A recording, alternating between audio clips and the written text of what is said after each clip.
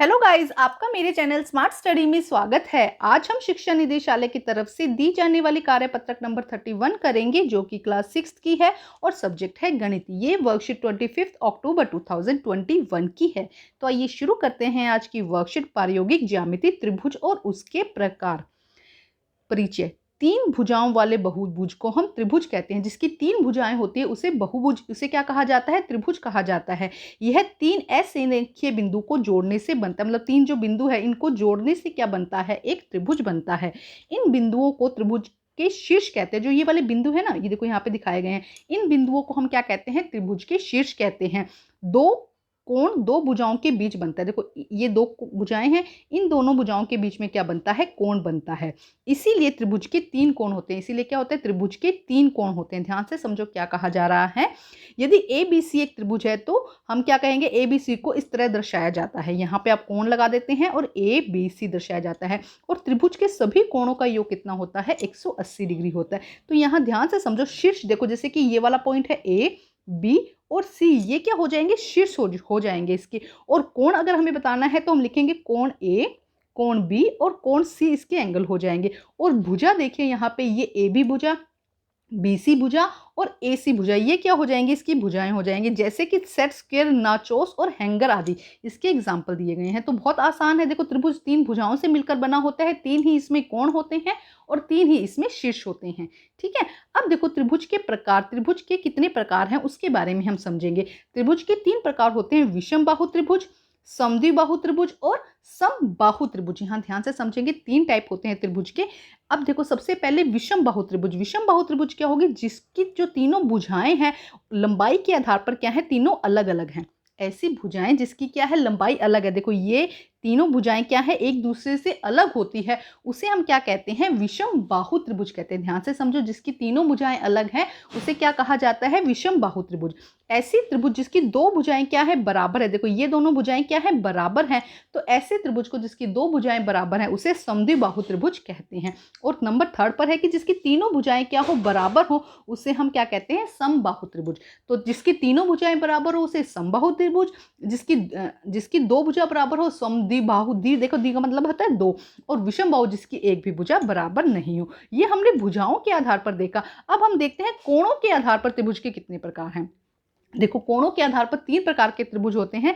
जिस त्रिभुज के तीनों कोण न्यून कोण हो, अर्थात 90 डिग्री से कम हो, उसे हम न्यून कोण कहते हैं। जैसे कि अगर आपको एक त्रिभुज दिया जाए जिसके कोण क्या हो? तीनों ही कोण क्या हो? 90 डिग्री से कम हो, इस तरह का जो त्रिभुज बनता है उसे हम क्या कहते हैं? न्यून कोण त्रिभुज।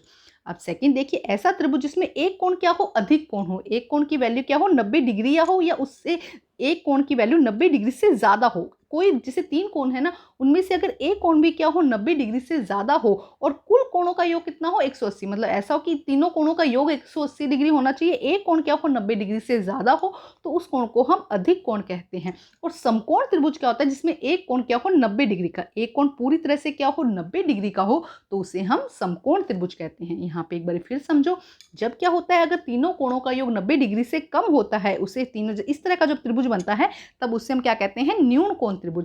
जब क्या हो? एक जो कोण हो वो 90 डिग्री से ज्यादा हो जाता है। 90 डिग्री इस तरह से होता है, अगर 90 डिग्री से एक कोण ज्यादा हो जाता है तो उसे हम अधिक कोण कहते हैं। और जब एक कोण 90 डिग्री का हो, एक त्रिभुज में सिर्फ एक ही कोण 90 डिग्री का हो सकता है, अगर एक कोण 90 डिग्री का हो तो उसे हम समकोण त्रिभुज कहते हैं। अब यहाँ पे कुछ क्वेश्चन दिए गए हैं जिसे हम सॉल्व करते हैं।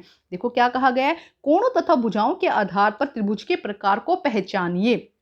तो फर्स्ट देखो हम बनाने की कोशिश करते हैं। फर्स्ट देखो हमने एक एंगल बनाया, रफली बनाएंगे। आप चाहे तो पूरा डी से भी बना सकते हैं, लेकिन हम रफली बनाएंगे। फर्स्ट देखो क्या है? 97, मतलब जैसे ही 97 आता है ये देखो इस तरह से बनेगा। तो ये क्या हो जाएगा? अगर फर्स्ट की बात करते हैं हम, तो फर्स्ट में समझो ये क्या हो जाएगा? एक तो हो जाएगा ये क्योंकि देखो एक कोण क्या है? 90 डिग्री से ज्यादा है, तो फर्स्ट क्या हो जाएगा? अधिक कोण। क्या हो जाएगा? अधिक कोण होगा। और इसके साथ साथ में ये विषम बाहु त्रिभुज हो जाएगा। कैसा हो जाएगा?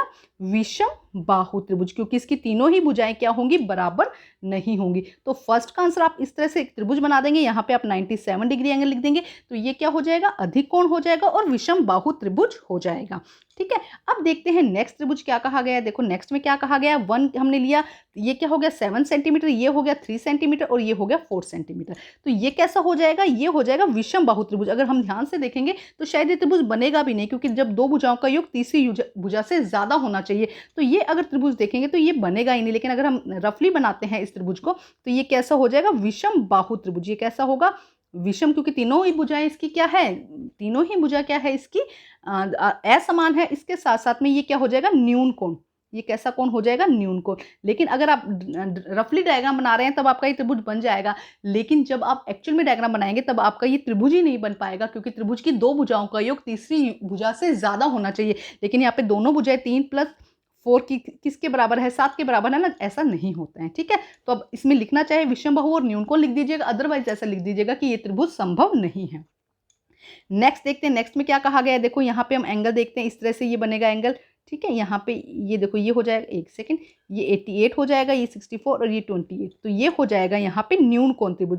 इसे आप क्या कहेंगे, न्यून कोण त्रिभुज। थर्ड क्या बन जाएगा, न्यून कोण त्रिभुज। और ये भी विषम बाहु त्रिभुज बनेगा, विषम बाहु त्रिभुज। ठीक है, दोनों ही आपको बता रहे हैं भुजाओं के आधार पर और कोण के आधार पर, तो ये क्या हो जाएगा, न्यून कोण त्रिभुज। थर्ड का आंसर क्या हो जाएगा, न्यून कोण त्रिभुज। अब हम देखते हैं फोर्थ क्वेश्चन। फोर्थ में देखो 143 एंगल लेना है, इस तरह से एंगल लेंगे। तब ये देखो, अगर आप ये देखेंगे तो ये कौन सा एंगल बन रहा है, हम डी की बात कर रहे हैं, यहाँ पे डी बनेगा यहाँ पर अधिक कोण। डी कैसा बनेगा, अधिक कोण। ठीक है, डी का एंगल कैसा हो जाएगा, अधिक कोण। ये भी विषम बाहु त्रिभुज बनेगा। कैसा बनेगा, विषम बाहु। आप दोनों ही चीजें बता सकते हैं इसके अंदर, विषम बाहु त्रिभुज।